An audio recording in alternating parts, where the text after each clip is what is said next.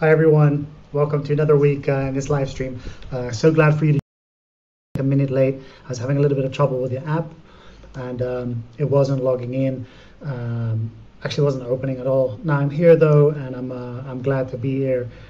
I'm always glad to be here. Just informed my colleague that I'm now in the live stream, so please don't bother me. No, I'm kidding. And I was asking for some technical backup. Hope everyone is doing well. Tumultuous times at the moment. Hacked, so that brings a lot of FUD. You know, it's generally not a nice noise in the space when an exchange gets hacked, but obviously it can happen. Exchanges get hacked in the past. We've experienced security issues in the past as well, and there are lots of individual users who are susceptible to social engineering and funds or whatnot. 150 million in total, that's the total amount. And a lot of the projects have locked their tokens up, which sparks the debate for, you know, how decentralized is your product. You can, as devs, simply, you know, lock those tokens up. Hi there. If you can simply lock those tokens up and freeze them, you know, burn them, doesn't mean it's a very decentralized project as you claim it is.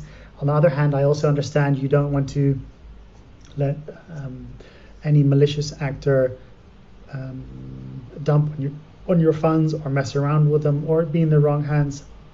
There still isn't a right solution. It's not pretty in any case, and it's not good for any user, any prospective user thinking, oh, crypto is interesting. Wait, what is this? $150 million hack of one of the most, you know, of the oldest exchanges, one of the biggest exchanges. That doesn't instill a lot of trust. But again, these things happen. The space is moving so fast, and you know, there's so much happening at one time that you just have to, you know, really be careful with what's going on and make sure that you do your own due diligence. An interesting quote which has been in the space for a long time is not your keys, not your coins. That's something we're going to reflect on at the end of this session, because, you know, it's not always true. So let's head on to what Bitcoin is doing. What is Bitcoin doing actually? I've been checking the Bitcoin price. You know, you go from checking it every day to checking it every other day. Sometimes you just need a bit of a break from Bitcoin, right? It's so overwhelming. I'm kidding. Bitcoin's $10,850. So it's not doing much, hovering around the same mark. There's some talk of the stock to flow model of Plan B, the Dutch quant analyst who's made a model and applied it to Bitcoin, that it's not correct, which is true because all models are incorrect. It just serves as an indication, an indicative standard of where Bitcoin could go, because currently I suppose that the 10,800 price is not meeting up to the standards of the stock to flow model. Anyway, Bitcoin's chopping up. We got the KuCoin FUD from the, you know, the hack which has taken place. NFTs are getting like lots of attention. NFTs, which is interesting, bad and good, because people are just, you know, saying, well, how is that art? Anthony Pompliano is super bullish on, you know, art on the blockchain, tokenized art, and he's invested in some really high level pieces. But there are also a lot of people just saying, yeah, well, you know, if I make a copy of the document and upload it to Rarible as an NFT, that's just a copy of a copy of a copy. What's so special about that? So it's an interesting space to discover. Obviously, that's not the only thing you can purchase as an NFT. If you buy land on Mana for Decentraland, that's an NFT too. If you purchase a .crypto domain, it's an NFT, non-fungible token. If you purchase an ETH name service, a .eth domain, that's an NFT. So overall, there are a lot of forms of NFTs you could purchase, which you know, experiment with, and it's something interesting and something new in the space, which we can definitely look at. Let's see who's writing here. Okay, yeah, that's not interesting. So how about we get started? What's going on at Gate? A lot of stuff is happening. We've listed Avalanche, AVAX, which was a big happening because they claim to solve scalability and offer a better scaling solution than Ethereum has done until now. LockGT to get Morpher rewards. Morpher is interesting because that allows you to buy stocks based on your Ethereum allocation. So you can buy stocks from what I've understood. I haven't opened an account there, nor have I purchased, but that's what they're selling on. You are able to buy regular traditional stocks, Amazon, Tesla, using your ETH, your Ethereum. Now, obviously, it's questionable why you would want to do that. However, questionable because some people are more bullish on crypto than they are on the traditional markets. But it's always an interesting way to diversify. You might have an excess amount of ETH, which you want to get rid of, which you don't need, and you might have a lesser amount of access to liquidity, which is also a cool opportunity to get into stocks. I'm not sure how their KYC works or their procedure for signing up, but it's definitely something to check out. We've listed them. So for AVAX, we've offered leveraged ETFs, margin trading, margin lending. We've listed Wing, which is a DeFi project on top of Ontology Network. The loans for AVAX, because loans are hot right now, they've gone up to 73%. We've listed DVP after a vote, which was successful too. At the moment, we're in the middle of a really big contest for WaykiChain, which is a project which has been around for quite a while, and they are facilitating an ongoing prize contest at the moment where you need trade based on net volume. So the person who's traded the most, made the most profitable trades on WaykiChain will win. They'll be able to win. They'll be able to win a BMW motorbike, an iPad, a MacBook, or some gold bars. So it's back like it's 2017 when Lamborghinis and Porsches and all these cars were flying out of the exchanges, which could be one. Maybe this is a new trend which is going to start soon. It's definitely a great incentive to get the WaykiChain volume going again. We've launched something super cool for the more analytical and technical peeps amongst us. We've launched a smart quantitative trading center. It's where you can discover a wide variety. It's going to be a wide variety. Currently, it's a little limited, but it's going to be a wide variety of trading techniques for professional traders, but also for beginners. They can select an algorithm and apply that and then see what their profitability will be. That's something which is really interesting to play around with. What we're doing a lot at the moment is we're holding a lot of SG Finance also being listed. They have they're an automated market maker algorithm, and I think it's based around stable swaps. So they're a stable coin with very solid algorithm which allows for low fees and fast transactions.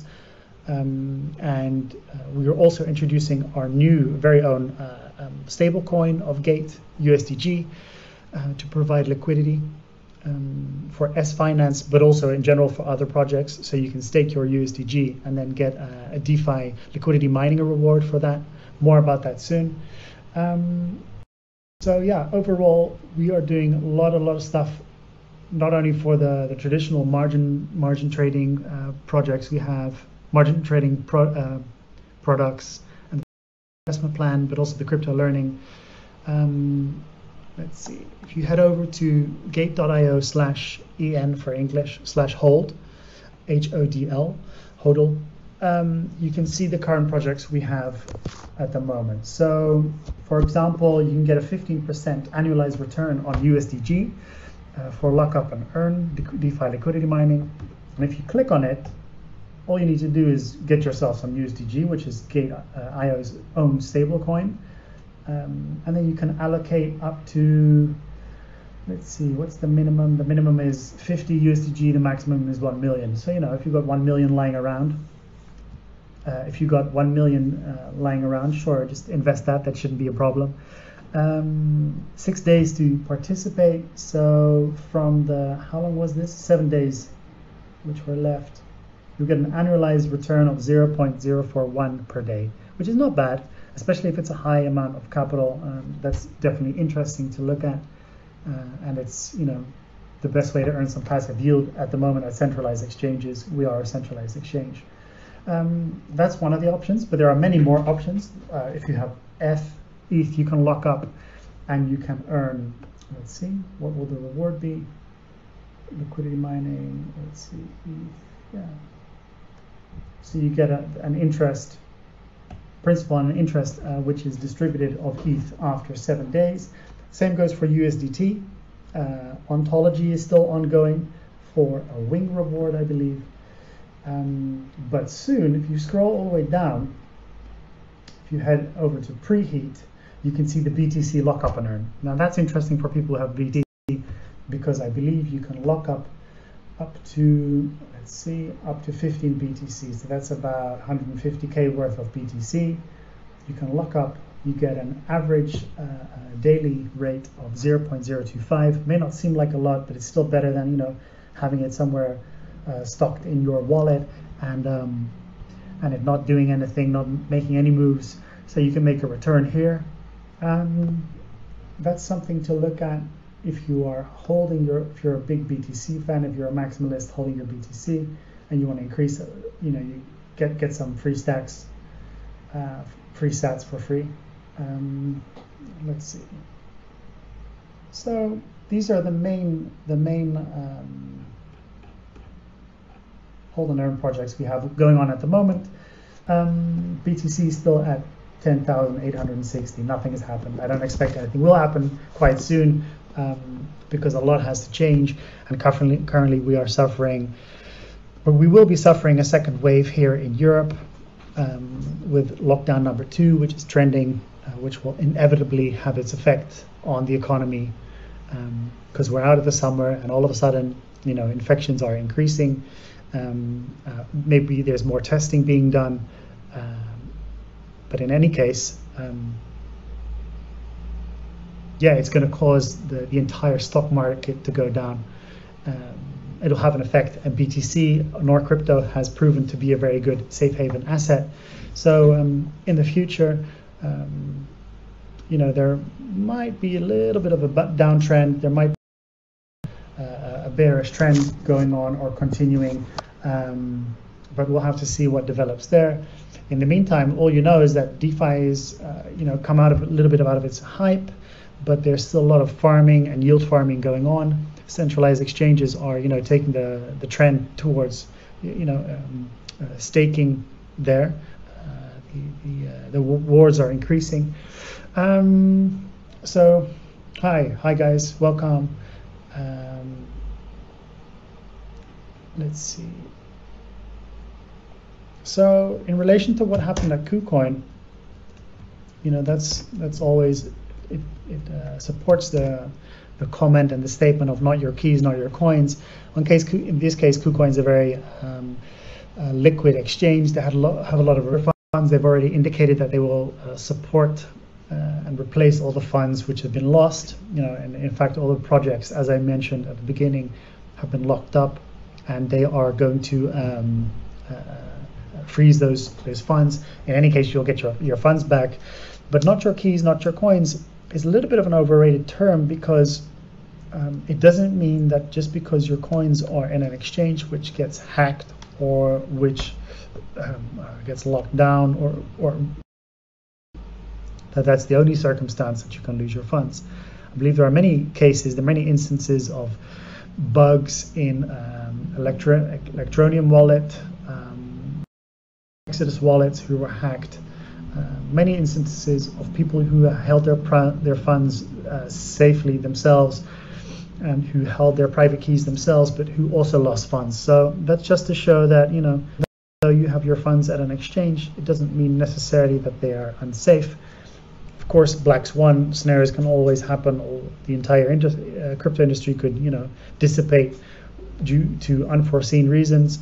Bitcoin won't go away as such, but the value it holds might diminish or vanish if governments decide to kill all the middlemen, i.e. us or the centralized exchanges or anyone who offers services in relation to BTC. So if you then end up trading BTC peer-to-peer, and that's it, then there will be no one to determine the market if all the middlemen get banned. So I'm talking everyone who provides any kind of service based the BTC value on. But that's a black swan scenario. Another black swan scenario is that your favorite exchange, will get hacked or internet stops working, in which case everyone is screwed. Electricity stops working. These are very extreme doomsday scenarios, but they are always scenarios which can apply to you as well. Not your keys, not your coins. Really is in the eye of the beholder. The best thing, I guess, would be to diversify over hot wallets, cold wallets, exchanges, staking programs. If you keep it all in one place, that's never a good thing to do, because the incentive on the other side of someone really is in the eye of the beholder. The best thing, I guess, would be to diversify over hot wallets, cold wallets, exchanges, staking programs. If you keep it all in one place, that's never a good thing to do, because the incentive on the other side of someone to hack you is always very high. The rewards are always very big, and the incentive to hack you is always present. I was joking a little bit in my tweet by saying what will be the next BTC. Hint, BTC is the next BTC. That's the next BTC. Because BTC is the first mover, right?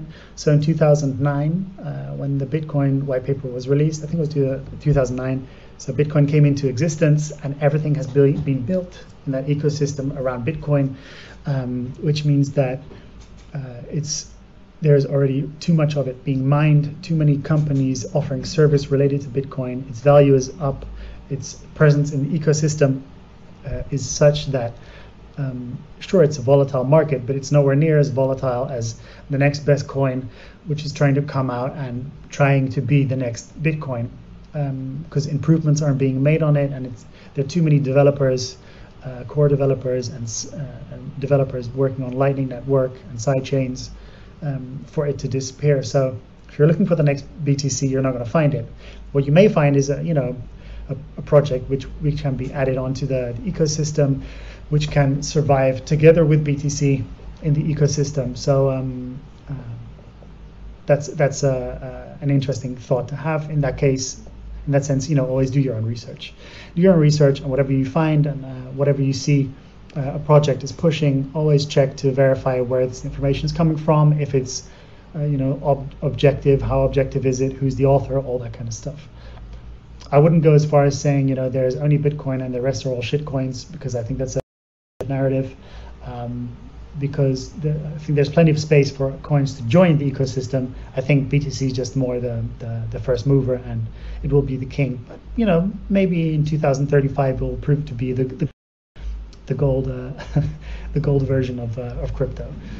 Even though a lot of maxis are dreaming of sitting in their citadels with their of bitcoins, being billionaires, I think by that time it will just be an index of an index amongst the crypto. This is it for now, guys. I hope everyone has a nice week, and I wish you well. Bye bye.